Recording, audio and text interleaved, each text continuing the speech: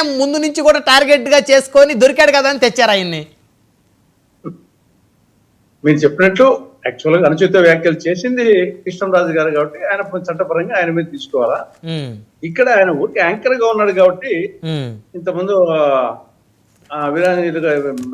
చెప్పినట్లు ఆయన కావాలంటే పిలిపించి విచారించి కానీ ఒకేసారి అరెస్ట్ చేసి రిమాండ్ పంపించి ఆ స్థాయి చేయాల్సిన అవసరం లేదు. అతను ఒకవేళ పిలిపించేసి విచారించి పంపించిండొచ్చు. ఇంకా మూడవది వచ్చేసి దాడులు ఇప్పటికైనా సరే ఇమ్మీడియట్ గా స్టాప్ చేయాలా. ఈ యొక్క సాక్షి కార్యాలయం మీద దాడులు ఇమ్మీడియట్ గా స్టాప్ చేయాలా. నాలుగవది వచ్చేసి భారతమ్మ గారు ఒకసారి నేను కూడా మాట్లాడినా బాధపడుతున్నాను క్షమాపణ చెప్తే ఆవిడ ఇమేజ్ పెరుగుతుంది, ఆవిడ ప్రతిష్ట పెరుగుతుంది.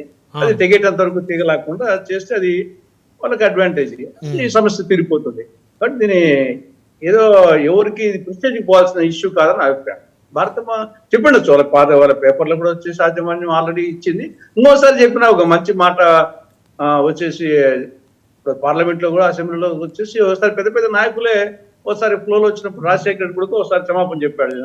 అట్లా చెప్తా ఉంటారు వచ్చేసి పార్లమెంట్ లో ప్రధానమంత్రి వాళ్ళు చెప్తా ఉంటారు. తప్పేముంది దాంట్లో వచ్చేసి వాళ్ళ ఇమేజ్ పెరుగుతుంది. కాబట్టి ఆ కోణంలో ఆలోచిస్తే మంచిది. భారత కానీ తులసిరెడ్డి గారు ఒకటి చెప్పండి మనస్ఫూర్తిగా, భారతిరెడ్డి గారి మీద ఈ మధ్య ఆవిడ మీద టార్గెటెడ్గా జరుగుతుందా లేదా రాజకీయం? అంటే ఆవిడేదో తెర వెనక నుంచి ఆవిడని ఒక భూతం లాగా క్రియేట్ చేయాలి అనేటువంటిది ఆవిడ మీద జరుగుతుందో లేదా, దానికి సంబంధించి ఆవిడ బాధపడుతుంది, ఆవిడ పార్టీ శ్రేణులు బాధపడుతున్నారు. మనం అటు సైడ్ కూడా ఆలోచించాలా లేదా తులసిరెడ్డి గారు? నిజమే, ఆ జనరల్ గా ప్రతిదానికి భారతమ్మను టార్గెట్ చేయడం కరెక్ట్ కాదు. కానీ ఈ అంశంలో వచ్చేసి సాక్షి టీవీ ఛానల్ వచ్చింది కాబట్టి ఆవిడ చైర్మన్ కాబట్టి అంతవరకు అంటున్నాం. కానీ ప్రతి అంశానికి భారతమ్మను టార్గెట్ చేయడం కరెక్ట్ కాదు.